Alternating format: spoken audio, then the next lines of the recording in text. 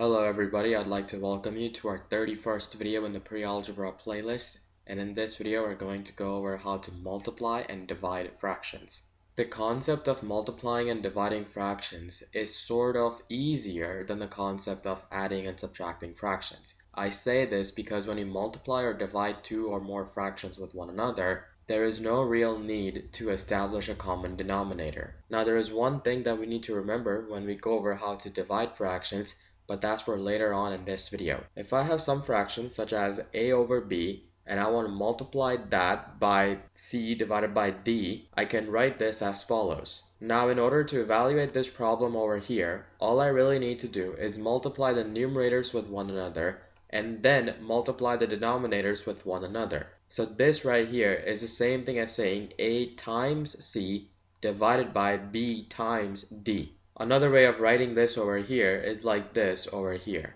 So now let's do a couple of examples. If I have some number such as 11 divided by 2, and I want to multiply that by some number such as 3 divided by 22, then all I really need to do is multiply the numerators together to give me 33, and then multiply the denominators together to give me 44.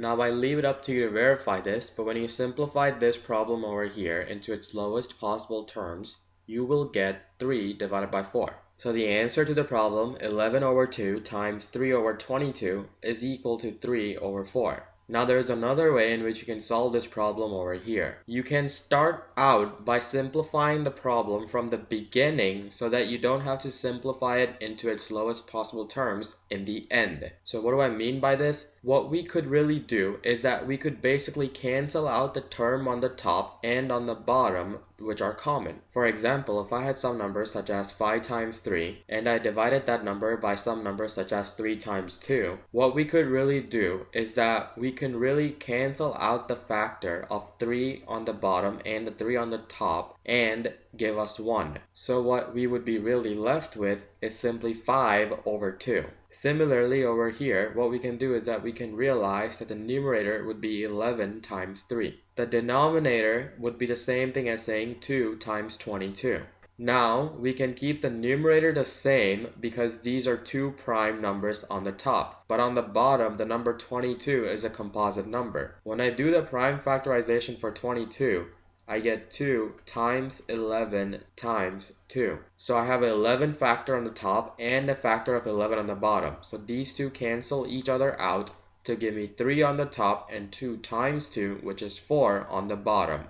In this example, let's say I have something such as negative 5 divided by 21 times 6 divided by 13. All I really need to do is multiply the top with the top and the bottom with the bottom. So I have negative 5 times 6, which will give me a negative 30 on the top, and I have 21 times 13, which will give me a 273 on the bottom. Now I leave it up to you to verify this, but when I simplify this problem over here, I will get negative 10 on the top and 91 on the bottom. Now another way to solve this problem would have been to break apart all of the numbers into their respective prime factorizations before we started multiplying them. So what do I mean by this? Well, the prime factorization of 5 would simply be the 5.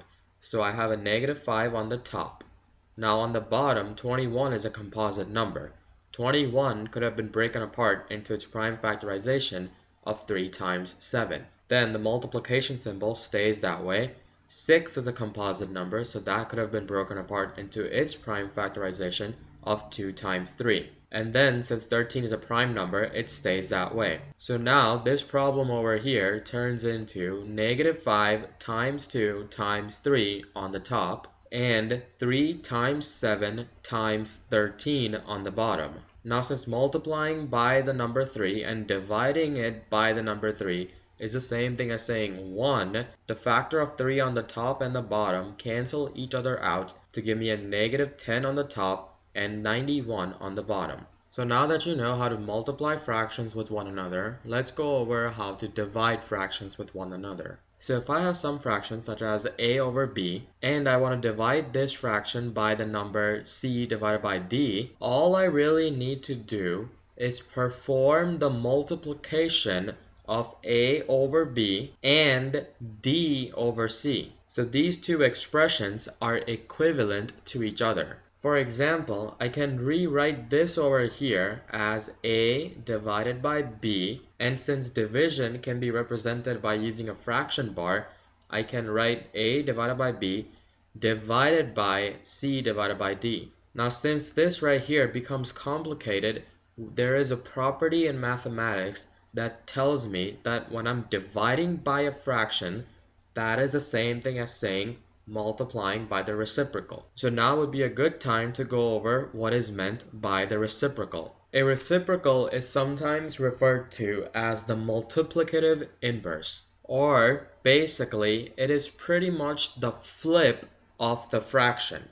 So if I have some number such as 2, then one way of writing the 2 using fractions is to simply put the 1 in the denominator. And then the reciprocal of 2 would simply be 1/2. What I really did was I made the denominator the numerator and I made the numerator the denominator. For example, if I had some number such as 13 divided by 12, this right here would have a reciprocal of 12 divided by 13. So basically, when dividing fractions, the property tells me that if I have A divided by B divided by C divided by D, that is the same thing as saying multiplying the first fraction, which is A over B, by the reciprocal of the second fraction, which is C divided by D. If I have some number such as -6 divided by 7, and I want to divide that by -3 over 8, all I really need to do is find the flip, or basically the reciprocal of the second fraction, which is -3 over 8. And then multiply the two fractions with one another. So this right here is the same thing as saying -6 divided by 7 times 8 divided by -3. So now what I can do is that I can find the prime factorizations of each of these numbers over here. I leave it up to you to verify this, but when I find the prime factorization for all of the numbers over here, I get the expression over here. Now you know, by looking at this over here, you realize that I have a factor of a 3 over here and a 3 over here. So these cancel each other out to give me a 1. On the top now, I have -2 times 2 times 2 times 2, which will give me a -16. And on the bottom, I simply have 7 times -1, which will give me a -7. And since -16 divided by -7 is the same thing as saying 16 divided by 7, my answer to -6 over 7 divided by -3 over 8 is 16 over 7. In this example over here, I have combined division and multiplication with one another. I have 2 over 3 divided by 1/2 times 4 over 7. What I can do is that I can follow the order of operations using PEMDAS. So the first thing that I need to do is evaluate 2 divided by 3 divided by 1/2. When I do that, that is the same thing as saying 2 divided by 3 times the reciprocal of the second fraction, which is 2 divided by 1. So this right here is the same thing as saying 2 times 2, or 4, divided by 3 times 1, or simply 3. Now I use 4/3 to replace this portion over here, and then I get 4/3 times 4/7. Now when I simplify this expression over here, I get 16 on the top and 21 on the bottom. So my answer is 16 divided by 21. So that's it for this video. I hope you liked it. And in the next video, we're going to go over how to solve equations involving fractions. So keep on working hard, and I'll see you in the next video.